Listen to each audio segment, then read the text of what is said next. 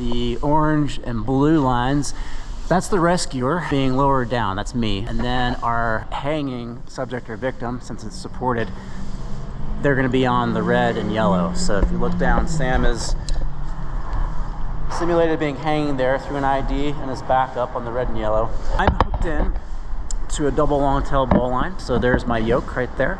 I have 2 long tails and I've pre-rigged 2 backups, 2 Pro 6 on backups. One of those, the orange, is going to my sternal point, my primary connection point. I could very well just attach myself into the yoke, but I always like to have adjustability wherever I can. I've also pre-rigged a Purcell.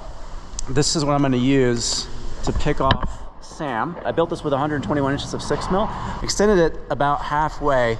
The reason for that is I don't want it too long to the point where I can't disconnect Sam's equipment, but I don't want it so short where I make it difficult for the transition piece for my haul and lowering team. Since it's team-based, I want to make that transition or that line transfer that they have to do as small as possible on their mechanical advantage. As I get lowered, I'm not going to go inverted at all. What I do want to do is reach, and I'm looking for the primary connection point here. If Sam's unconscious, I'm going to go straight to the sternal. Otherwise, I can go ventral and then do a backup onto the sternal. But in the end, it doesn't really matter. Okay, down slow. And as I go down slow, I want to kind of landmark this and be ready to clip and ready to yell stop or do a whistle. And as we go, let's focus on my hand.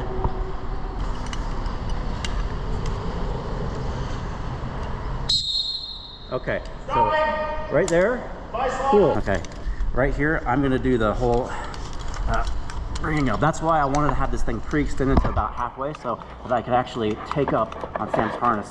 That'll eliminate the amount that they have to haul on their end. So we've gotten taut on the primary connection. I haven't removed any of his connections yet, but I want to find his backup, or what's gonna be his backup, which is gonna be the blue.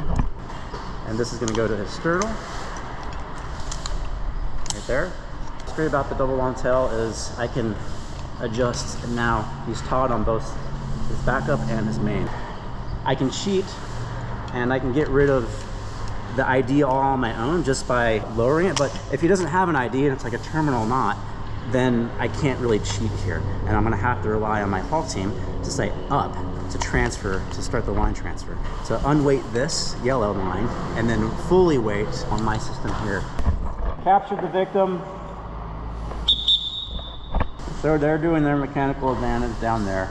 And I just, okay. Raising. And so now we can see that this yellow is starting to go a little slack. Sam is now suspended. I'm gonna wait until it gets a little bit more, a little bit more, a little bit more, because I want, there we go. That's all they need. Nice lock off. Cool. If this was a knot, I could just undo it, but I don't want to cheat just because I have an ID here. So, cool. So now that device is off. Cool. In this case, I'm just going to click right here. It doesn't really matter. It's just there. Now I can take his backup off and let that hang. And we're ready to go.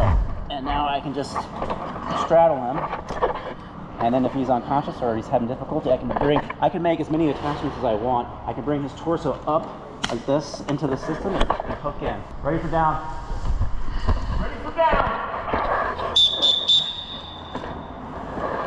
And that's all there is to it. Notice I didn't have to use my Aztec for anything, but I could if I wanted to. It's always there. And that's the team-based supported pickoff.